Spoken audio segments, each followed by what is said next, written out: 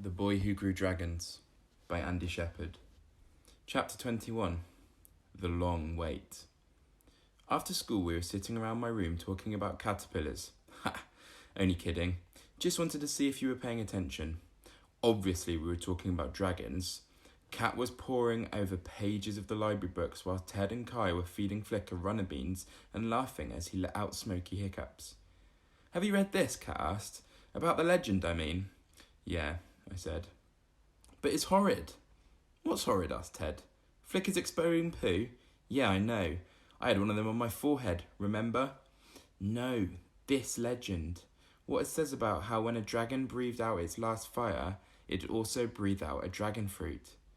But there were warriors who would seek out and slay the dragons so they could present the precious fruit to the emperor as a treasure. It's so cruel, she said crossly. The others nodded. Dragons always get a raw deal in stories, I said. There's always some stupid knight stomping off to flush out a dragon somewhere who's probably just minding his own business anyway. Ever since my granddad had read The Reluctant Dragon to me, we never liked pumped-up heroes looking for glory. We'd both sided with the dragon. We all looked at Flicker, who had settled on my lap. Kat reached over and stroked him. I hope they were just stupid stories, he said quietly. How could anyone hurt something as fantastic as him? So you're sure these flowers mean more fruit is coming? Ted asked for the gazillionth time. Yes, I sighed. I'm sure. I told you.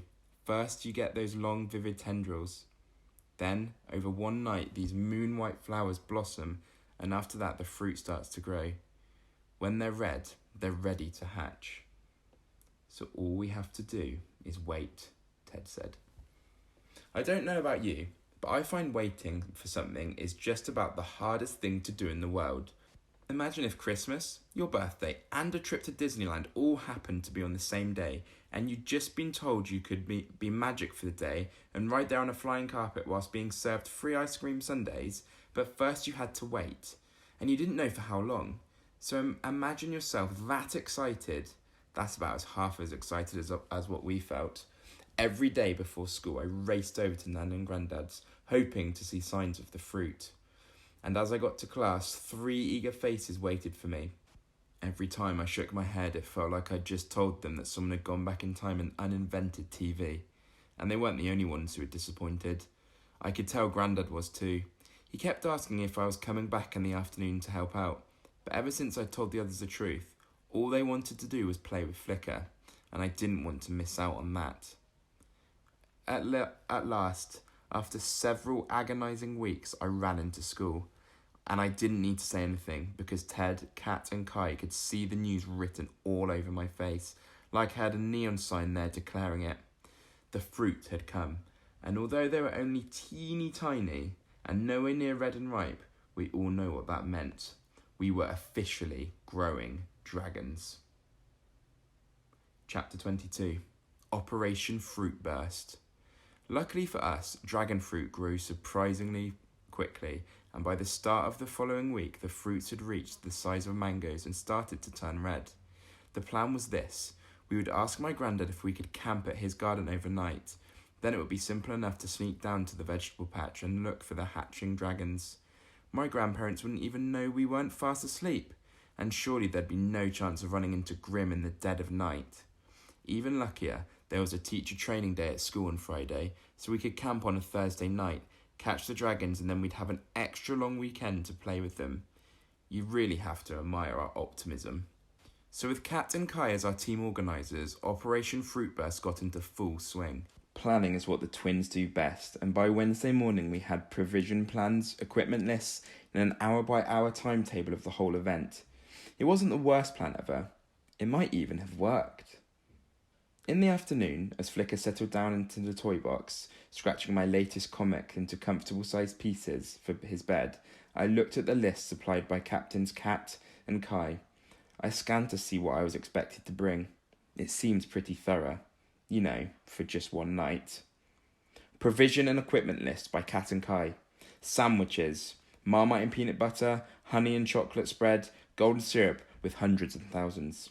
Cake, iced buns, currant buns, jam donuts, cake donuts, gingerbread, treacle tarts, lemon sprinkle fairy cakes, chocolate muffins, chocolate chip cookies, chocolate cupcakes, and chocolate brownies.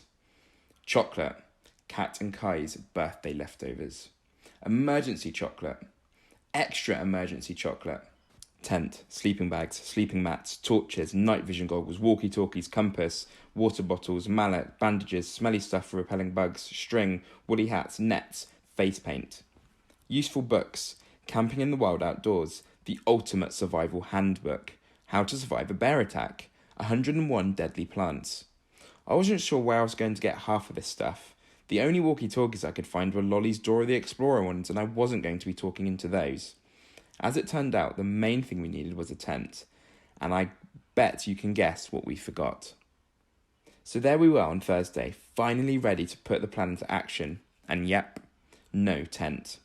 Luckily, Grandad had one kicking about in his garage, along with other various bits of dodgy camping gear, including some rusty saucepans which none of us fancied touching, let alone eating from, and an old lantern.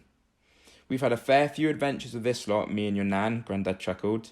Stick it in the front garden, Nana said, and then added, that way you're nice and close if anyone's needing to pop to use the facilities, which is her polite way of saying the downstairs loo, which is just inside the front door.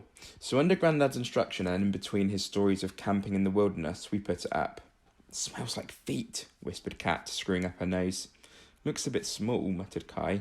And droopy, mouthed Ted. Good sturdy tent that, said Grandad, resting his hand on one of the tent poles, then quickly taking it away again as the whole thing sagged. Good job we aren't planning on sleeping much, murmured Ted. By the time Grandad left us to go inside, we had got pretty well organised. There wasn't much room, but we figured being close together would prevent the whole hypothermia thing, which Kai insisted on reading to us about horrendous hazards and how to avoid them, a guide to camping safely. I'm not sure we needed to hear such detail about the stages of frostbite, but as camp doctor, he was taking no chances. Right, said Kat as we huddled round the flickering lantern. Time to get camouflaged. Operation Fruit Burst is a go. The next chapter is called The Attack of the Killer Leaf. As always, I hope you're all okay at home, and I cannot wait to see you all soon in September. See you later on.